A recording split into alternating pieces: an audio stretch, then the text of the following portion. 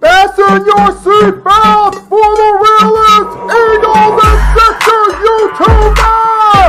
One who plays no clickbait and gets to the point! The myth, the legend, Nicky Stees! Come to my channel, you know the deal. Yo, boy, always keeps things real. I'm simply statue, think, and slate, dropping unrealistic mag, 2K takes for the clip. Even though cats like that get views closer to the milli, never hear me preach, slip on to Philly. Before you watch the Eagles all the way through the early 22, authentic talk, forget what others do. Come to my channel, you know the deal. Yo, boy, always keeps things real. The 24/7, 365 way. Sports content for the reals to fill the day.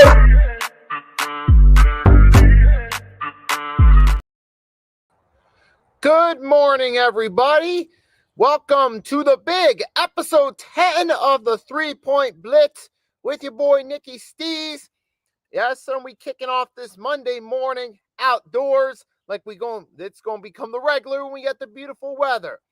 We want this week we're going to talk about the NBA playoffs, a little bit about the NFL schedules, but we're going to dive right into it. We got, of course, Mitch Koski, always stopping by, showing his support.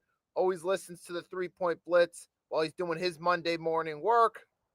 He informed me And we got a lot to talk about with basketball. We had the draft lottery last week, which is going to tie into my opening segment, rant of the week.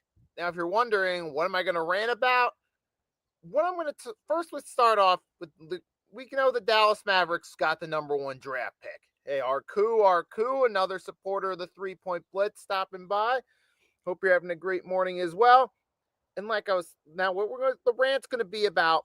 Now, the Dallas Mavericks won the number 1 pick, basically the Cooper Flag sweepstakes. And I noticed a trend throughout NBA history.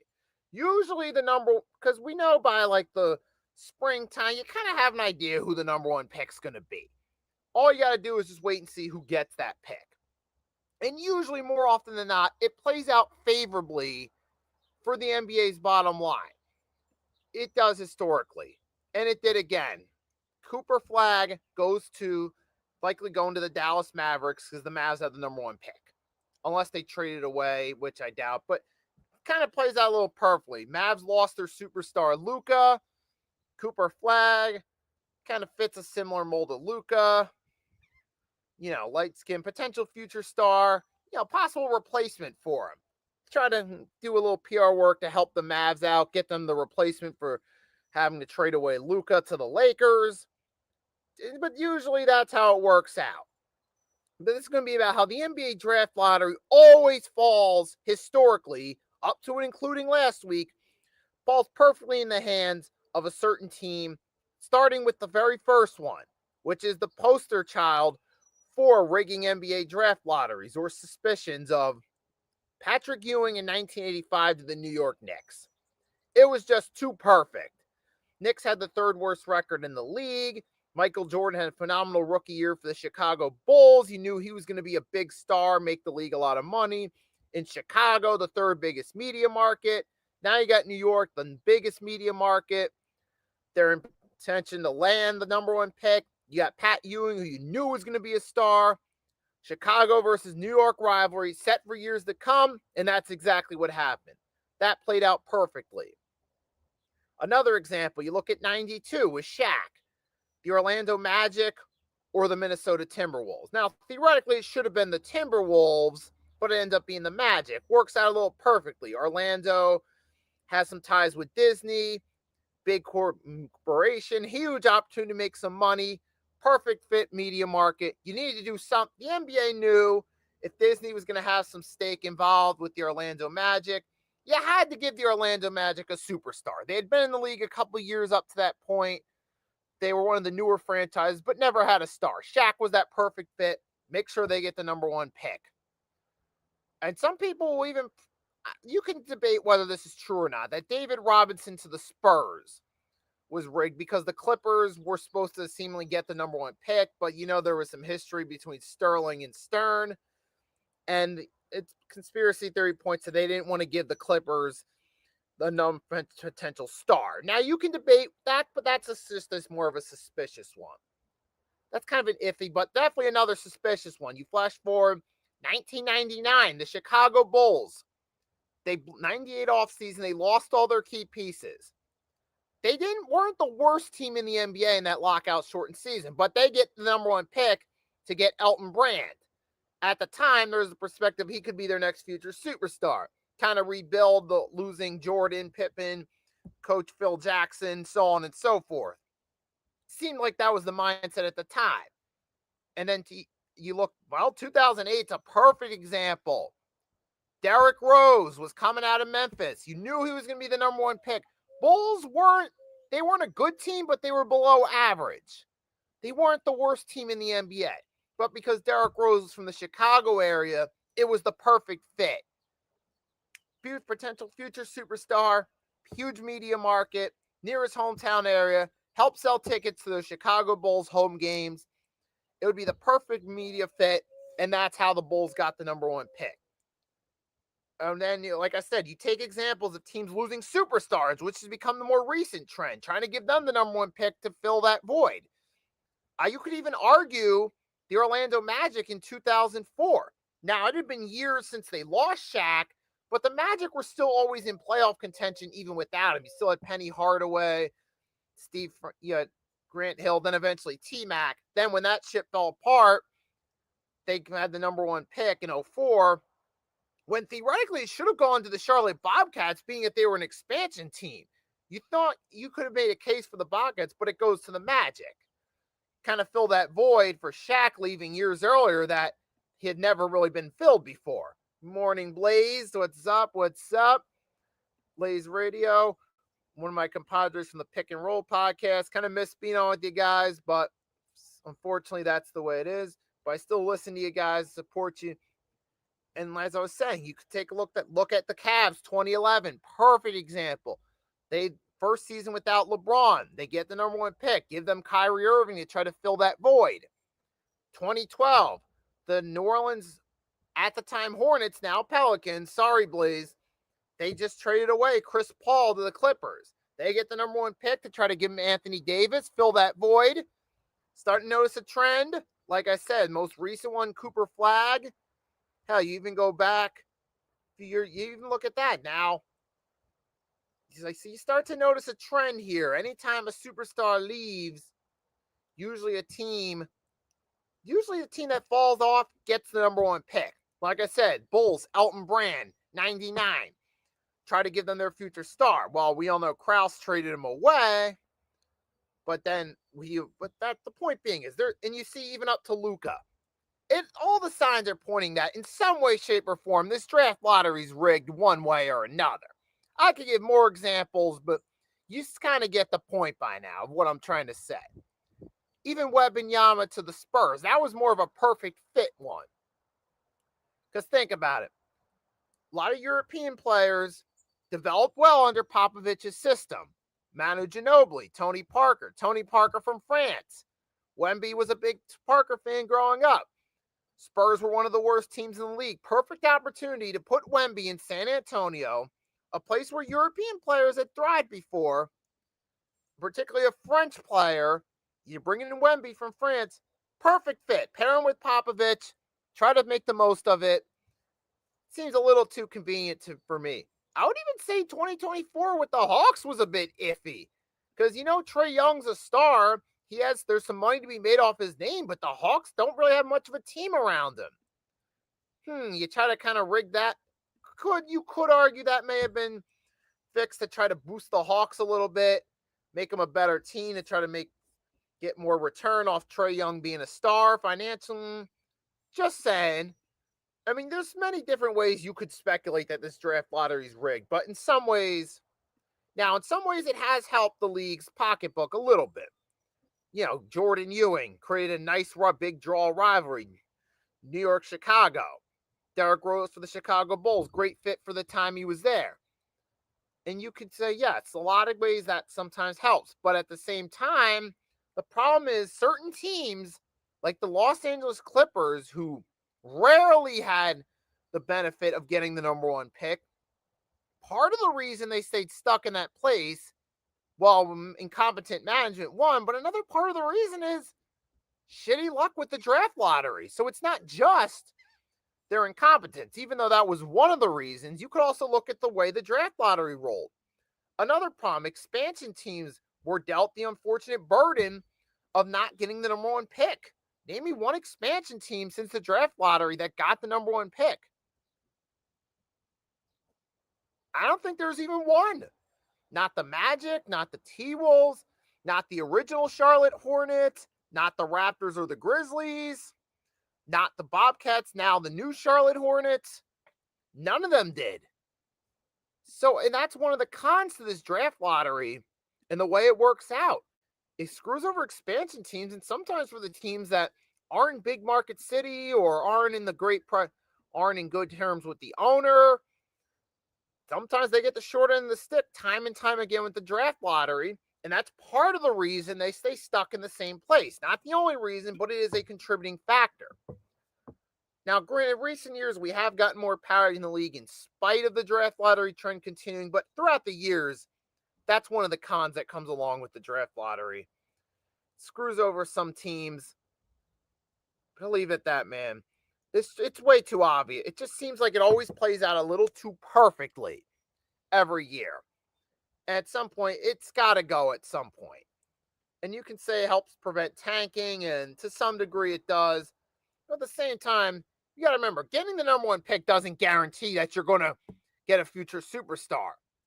Michael Oladipo, Purvis Ellison was that his name with the Sacramento Kings, taking 89. Kwame Brown, Andrew Bogut.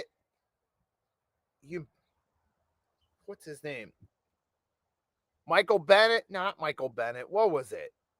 Anthony Bennett. There you go. Ben Simmons with the Sixers. Just because you get the number one pick doesn't guarantee you're going to get that franchise changer. So this whole thing that prevents tanking, well, not always the case, because some teams are going to still tank anyway, mainly because, they're stuck in a poor predicament, so they're going to try to tank to increase their odds of the number one pick. Now, that doesn't necessarily work, but it doesn't stop teams from being foolish enough to try it. But there are some noticeable cons to it. At some point in time, I think should step back from it, especially if there is going to be NBA expansion. If, say, like Seattle's getting the Sonics back, and Las Vegas get the team, and you say move the Grizzlies to the East to even it out. If that's the case, give one of those two expansion teams the number one pick, because the expansion teams have nothing. You got to give them something, someone that can draw the new fans to the arena. At least give them something. But the cons of the NBA draft lottery start to stick out more and more, and I think it's time to abolish it. You guys can let me know if you agree or disagree, but I'll leave it at that. But now, moving right along, now we're going to talk about the actual NBA playoffs itself. We're going to start off with the best series of the second round. Talk about how now, despite this being the best series yesterday, wasn't really much of a contest. OKC Thunder demolished the Denver Nuggets in Game 7 to advance to the Western Conference Finals. And yesterday at OKC, they absolutely dismantled them. Early on in the game, we thought it might be a Nuggets win. They were up 21-10. They had an 11-point lead, but then the second quarter, everything changed. Yep. You streamed that game, didn't you, Mitch? So you had to sit through the entire thing. Man, you had Jalen Williams. He stepped up in the second quarter and helped turn things around for the Thunder. And once that happened, they didn't look back. And when I look throughout the series, the biggest, you know what? Actually, Arku, thanks for leaving a comment. You took it right out of my mouth. The Thunder defense was the difference. Exactly. You had Rios joined you on the stream. How did Rios? What did he think of it? But man, you're absolutely right, Arku. It was their defense, their ability to shut down and contain Jokic. You had Caruso and Hartenstein played a key role throughout that series. And that was the difference. We saw, like I talked about last week on the 3-point blitz. What was it, game 2 or 3? I said the Thunder's defense played the difference in one of the closer games. And now you saw in game 7 yesterday, it was just, but now it was just they were on fire. Caruso was clamping Jokic. Exactly. As Mitch said. And that was the difference, not just in game 7, but throughout the series as well. Because it's very interesting. That's what gives the Thunder the edge. That could be their advantage going into the series against the Timberwolves. We'll get more to that later. Now, granted, though, now the series as a whole was a fun series. Even though Game 7 sucked unless you're a Thunder fan, it was still a good series. You saw two excellent teams giving it their all throughout the series. And credit to the Denver Nuggets for at least pushing the series to 7 games and staying competitive. But at the same time, shame on them for falling flat when it mattered most in Game 7. I understand you were playing against a really good team, but come on. If it would have been a close game and the Nuggets would have lost, I could have at least respected the loss more. Kind of similar to what happened when the Sixers lost to the Raptors years ago. Wasn't happy about, but I at least respected the Sixers' effort in that series. But this case, I respect the fact the Nuggets took it to 7 games with the way they played in Game 7. Oh my gosh, how do you let that happen? When they made it that 18-5 run before half, I think they changed the game. Yeah, I mean, your team was just absolutely clicking on all cylinders. Jalen Williams, SGA, and that's one of the biggest factors. You have depth on offense, guys that can contain your opponents on defense. That was the difference here. Huge difference in the series. So so credit to you guys. You did your thing and you took care of business. And the Thunder, man, that's what the best part is. And not to mention, hey, we're talking about Hartstein and Caruso. They were the two additions during the summer that really helped out. And that really played a big factor, especially on defense. You see the difference between last year and this year, and the Thunder taking that next step toward being contenders. But man, Shaq, it was a great series either way. For the Nuggets, man, they got to find that credible second guy that can deliver. I mean, Aaron Gordon did his best in the playoff run to help them, and I give him props. But the big factor, you see Michael Porter Jr., 2023 Porter versus 24-25 playoff Porter, different story. He was MIA the last two playoffs, but when he was there in 2023 and he was on, the Nuggets went on and won it all. The Denver Nuggets, but mainly, they need to find that guy that can deliver come playoff time like they had with Porter in 23. Whether it be Michael Porter Jr. himself, Aaron Gordon stepping up next year, or they find someone else that can deliver in that role, the Nuggets need that guy. And for the Thunder, yep, right, and Mitt saying his respect for Aaron Gordon, as we all should. And for the Thunder, though, great team win. You found the right pieces. You rebuilt this team properly. Now you're on to the conference finals, and you bring on the Timberwolves, which that's going to be a fun series in of itself.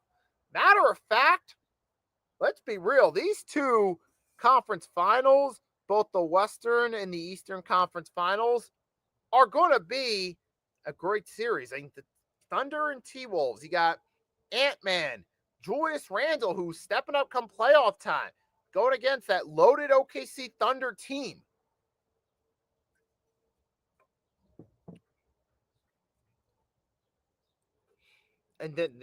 Right, this is going to be an excellent series, folks. This could be a 6 or 7 game series. Now, for the team, we're going to start talking a little about the advantages that both teams have. As always, you guys are welcome to leave your thoughts in the comment. But let's start with the T-Wolves. The first advantage actually is rest.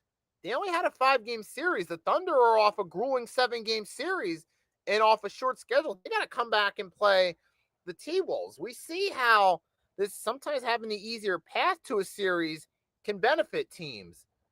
We saw it with the OKC Thunder against the Nuggets. One of the advantages they had, along with defense, along with a loaded roster, is they had some more rest before the Nuggets series. Denver had to play a 7-game series against the Clippers, then come right back into a grueling series against the Thunder. Now Mitch's going to want Caruso and Gordon in Philly. Yeah, you're right. Yeah, isn't that funny how Mitch...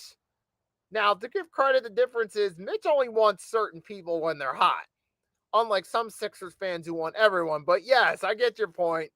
Yeah, he's definitely going to want them. I bet you the next Pick and Roll podcast episode, he's going to push for it, or the next Sixers alert. But yes, as I was saying, man, remember the Thunder benefited though as well from having a shorter series in the opening round. Yep. See, that's the thing. The Sixers, there's a trend. They don't know how to mold talent to their abilities. Caruso had him, didn't know how to mold him. Did you get drafted, Mitch? It's definitely rigged then. But yeah, you got Blaze and Mitch having fun in the chat. Like I was saying, the Thunder, man, their best thing is, yeah, they had the advantage in that opening series. Now, the Thunder got to come back off a grueling series and play the T-Wolves. The T-Wolves' first advantage is they got some rest. And that's one of their big benefits. Now, the second thing the T-Wolves have to do in this series, Julius Randle has to stay hot. But you know what else has to happen? I want both series to go to 7. That would be awesome. I mean, yeah, that would. Right. I mean, That could happen, possibly. I mean, especially, I'm thinking more likely the Thunder T-Wolves series has the potential to go that far. Maybe the Knicks Pacers does too, but it's going to be in. But both series should be fun in their own rights. If they both go to 7, hey, that would be great for the league's ratings. The NBA would love it because then you get more ratings, more games, more ticket sales, more revenue off the 2 series. And then you get your finals where you know you're going to make money off of it no matter what. And if the league could get 3 7-game series with the 2 conference finals and the finals, that's even better for their pocketbooks. So that would be great from a business standpoint. But we're going to have to wait and see what happens, man. The T-Wolves, like I said, you know what else the T-Wolves need in this series? They're going to need Jaden McDaniels to step back to what he did in the opening series against the Lakers.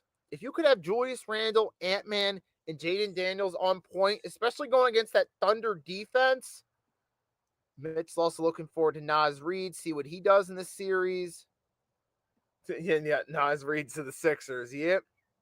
At this point, he'd be better than some of our key pieces, but you know the Sixers can't figure it out. They can never get the right pieces, and even when they do, they don't know how to properly use them. So even if we do get Naz Reid to the Sixers, look, that man is not going to get used properly based off the Sixers' history of either letting guys go or not knowing how to use them. Until they prove us otherwise, I don't trust them with the talent. Until the Sixers figure out how to use guys properly, then I'll give them the benefit of the doubt. But as of now, I can't give them the benefit of the doubt based on recent history. Remember Vucevic? The Orlando Magic used him best, and the Sixers let him walk. So the point being is, yeah, the Sixers don't always know how to use these guys. I know, look, Mitch Mitch isn't really a fan of that. But yeah, for the T-Wolves, last series, Ant-Man, Julius Randle were good enough to beat the Warriors. But this series, they're going to need more. You're going to need Naz Reid to at least be able to produce again. You're also going to need Jaden McDaniels as well to produce against the Thunder, because that's going to be one of the key components to counteracting the Thunder having a loaded team. You got Jaden Williams, Alex Caruso, Isaiah Hartenstein, SGA. You got guys that can either score, play defense, or both on that roster. You got Chet Holmgren. You got guys all across that roster on the OKC Thunder. And for the T-Wolves, they're going to need some more guys to step up. Ant-Man's going to go out there and try to carry the team for sure. And Julius Randle's been on a good playoff run. You're hoping he stays hot in this situation. But ultimately, yeah, if you're the T-Wolves, you got to get some more guys that can score, especially against that defense, because you know they're going to try to take bits and pieces of what they did to Jokic to shut him down, use it against Ant-Man. And for the Thunder, their big advantage is their defense. But another player for the T-Wolves, you got to get Game 5 from the Lakers, Rudy Gobert, to show up. They got to find some way to motivate that man. I don't care what it is. You got to give him some under-the-table extra money. If he plays a good game, to keep him motivated. You got to do something to keep that man motivated. Something. Give him a game ball if he delivers, say, 10 or more points, plus 10 or more rebounds. You know, you got to do something to keep that man motivated too if you're the T-Wolves. It ain't up to me to decide. I'm not the coach for the T-Wolves. T-Wolves got to figure it out themselves. But going against that Thunder team who have a good defense, which is the Thunder's advantage, that's their advantage. For the T-Wolves, their main advantage is more rest. But for the Thunder, having that loaded roster, having a defense, that can help you out in this series.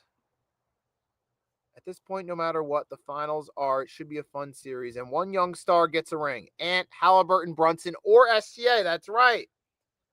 And not to mention, too, not only does one young star get a ring, we get a team that hasn't won a finals in at least in decades. The only team that hasn't won a finals yet out of the 3 in their franchise are the T-Wolves. But the OKC Thunder did it as the Sonics back in the 70s. Knicks back in the 70s, and the Pacers did it back in the old ABA days. So you're talking teams, 3 of which have never won, 3 of the potential 4 teams that could win a championship have never won a chip. And then the other one could be 3 of them haven't won a chip in decades. The other one hasn't won a chip ever. But either way, it's parity no matter who wins the finals. It's a team that either hasn't won in a while or a team's first time winning a championship. So that's good for the league right there in terms of parity. You get someone fresh. And this is uncharted territory for the NBA when you think about it. Because throughout history, we're used to so many times teams either winning a bunch of championships or a stretch or winning consecutive championships. Like the Spurs. While the Spurs never won consecutively, take the 2000s. They won every other year through a stretch. 03, 05, 07. They'd win a chip. They'd fall short the next year, but then come right back and win a chip again. Mid's looking forward to the future of the league. Absolutely. And you saw the 2010s. It was ridiculous with the super teams. Jesus Christ. Don't even get me started. Every freaking year was either LeBron or Curry in the finals. Minus 2010 between the Lakers and Celtics. That was just absolutely insane. Now, fortunately, we've gotten away from that in recent years. We're leaning more toward actually having, we have stars spread across the league. We haven't had a repeat champion since the Warriors in 2017 and 2018. And for the OKC Thunder or the Minnesota Timberwolves, this could be their chance at a finals, which is a breath of fresh air. It's been a long time, Thunder, they had that run in 2012. They made it to the finals. And before that, it was 96 as the Supersonics with Gary Payton and Sean Kemp. And then before that, it was with the 70s. And for the Minnesota Timberwolves, if they finally reach a finals, it would be their first in franchise history. That's awesome right there. Either way, it should be a fun series. You got young stars on both teams. You got Ant-Man, SGA, Jalen Williams, Julius Randle, who's actually been hot come playoff time. It'll be interesting to see if he keeps that streak going. Naz Reid, so on and so forth. It's a fun series. And then you get on the West, you had the Pacers storm through the Cavs, man. I mean, the Cavs, they got to figure out a way to step up come playoff time. They have to. End of story. But for the Pacers, man, Tyrese Halliburton, when they told him he was the most overrated player in the NBA, he went into Michael Jordan mode, took it personally, and has done his best. You also got with the Pacers, though, you got a young team. Tyrese, Pascal, Miles Turner, Nembhard, Benedict Mathurin, Aaron Nesmith, Obi Toppin, all these guys, either solid guys that can get you points, they can at least produce. Whether you got one guy that can ball out, guys that can produce on both sides of the court. Pacers have a solid team. And you're starting to notice a trend with team building. Team building is no longer you just put 3 superstars together and hope it works. You take a bunch of guys. If they don't have to necessarily be superstars, you have maybe a few all-stars, and you fill out the rest with good role players that can play their role well on the team. You don't have to have a team full of superstars. Anything, you could just have a team maybe with 1 or 2 all-stars and role players and make a good run. Like the Pacers have. I wouldn't necessarily consider Tyrese Halliburton a superstar, but he is an all-star quality player, and he's surrounded with a good team, and it's not just a good team, but it's the right guys that can play together well. And you saw that be the difference against the Cavs. And the Pacers did their job, and they're moving on to the conference finals. And then you got the Knicks upset the Celtics. Jalen Brunson's been on a tear come playoff time. All playoffs long, and this time he's healthy. It's a healthy Brunson. Remember last year when they would beat my team, the Sixers, the opening round, Brunson was on a tear, but then second round against the Pacers, he got hurt. This time around, you got a healthy Brunson. You got Karl Anthony Towns, who found his fit. I think he's perfect as that number 2 guy. He got out of Minnesota. I think he found the right fit with the Knicks. Sometimes that's all it's about. You found the right fit, but the Knicks have themselves a solid team that they built up. It's not just, a super team. You got Mikal Bridges has been pretty good as well. He's been solid as a role player. He doesn't have that pressure that he had with the Nets of trying to be the number one guy. And it's worked out better for him. You got OG Anunoby, who's a solid role player. He doesn't have the same pressure on him in Toronto, and it's working out. That's what's perfect with these guys. You bring in the guys. Jalen Brunson knows how to deliver under pressure. You let him do most of the work, but you got the guys like Josh Hart, Mikal Bridges, OG that can do the smaller things.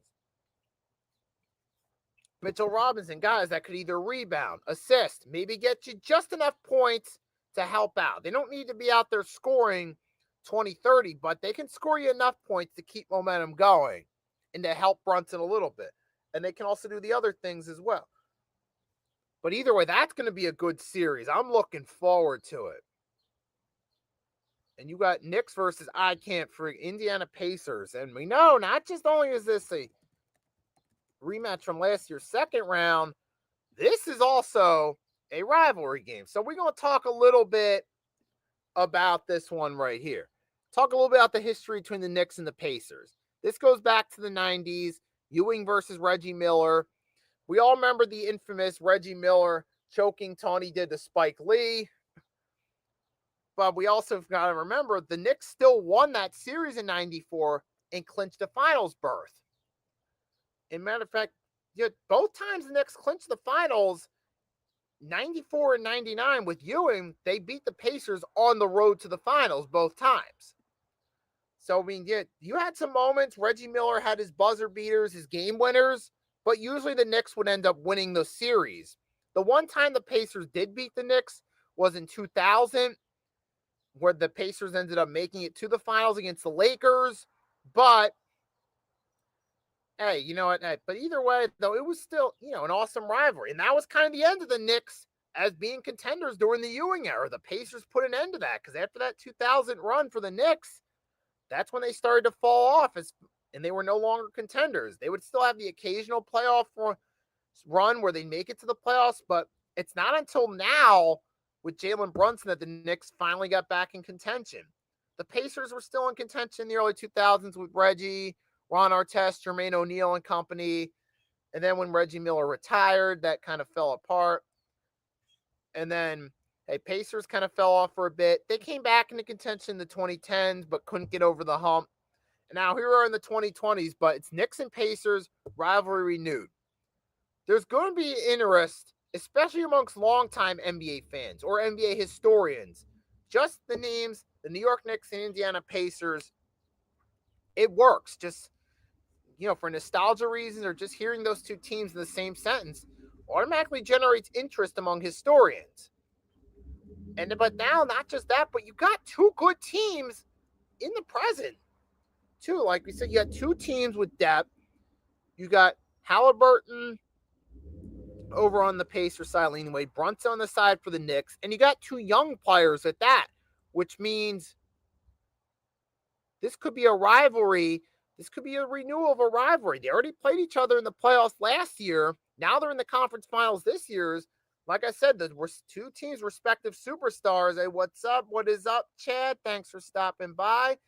Chad's another longtime supporter of the 3-Point Blitz. Thanks for stopping by. Chad's also stopping by. Mitch and Moons. Who do you think is the greatest Knick of all time? I got Patrick Ewing because even though he didn't win a ring, I'll put him for the longevity reasons over some of the other guys because he, during that streak, numerous time All-Star, got him to two finals. Knicks were always relevant during his time there. And plus, it's mainly the longevity is why I got Ewing as the greatest Knick. Sure, with all due respect to guys like Walt Clyde Frazier and company, but I still got to put Ewing for that reason right there. And as I was saying, man, but this Knicks-Pacers rivalry, it's already rejuvenated. This could continue for years to come. This could be the second coming of Miller and Ewing, especially with, on the Pacers side, you got a young Halliburton. On the Knicks side, you got Jalen Brunson, who's still got some mileage. So this could continue for years to come either way. But As far as this series goes, I got to give the edge to the Knicks. Especially the way they beat the Boston Celtics. Jalen Brunson's been on a tear. Karl Anthony Towns is a good number 2 guy. And with Halliburton, while Halliburton's had his success in the series throughout the playoffs, he had his successful games against the Cavs. He hasn't gone off the way Brunson has. That's the difference for me. One, the Knicks superstar has been better than the respective Pacers superstar. So with that being said, that's one advantage right there. And plus, we remember last year, though, too, even though it's kind of maybe off subject, the Pacers had the benefit of playing an injury-riddled Knicks.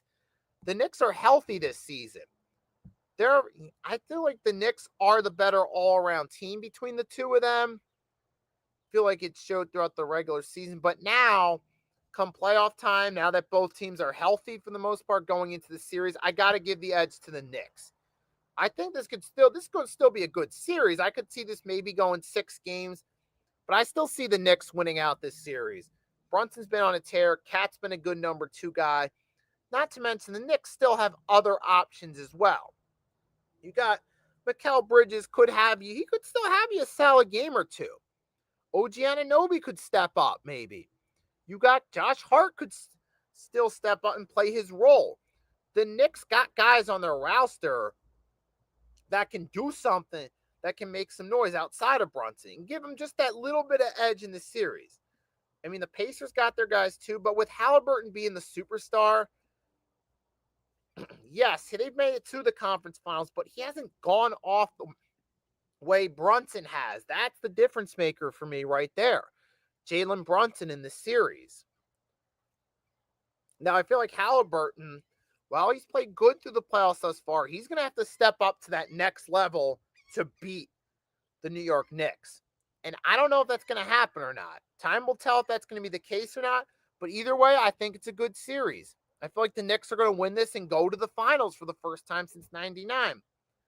Out west, that's going to be a tough series. I could see it going either way. Now, I could see the T-Wolves winning based on the fact they got more rest before their next series. That could be the edge they need. But at the same time, the Thunder have such a low... On paper, they're the better team. But don't underestimate the T-Wolves in this situation. I could see the Thunder winning that series, but I could see the T-Wolves taking advantage of that rest, winning that finals, and winning that conference finals and making it to the NBA finals. But either way, these are going to be awesome. Blaze always got those rookie cards, man. Trust me, Blaze has plenty of cards, folks. He can give some away and still have a shit ton. He could give away like 20% of his cards and still have a shit ton left, folks. But man,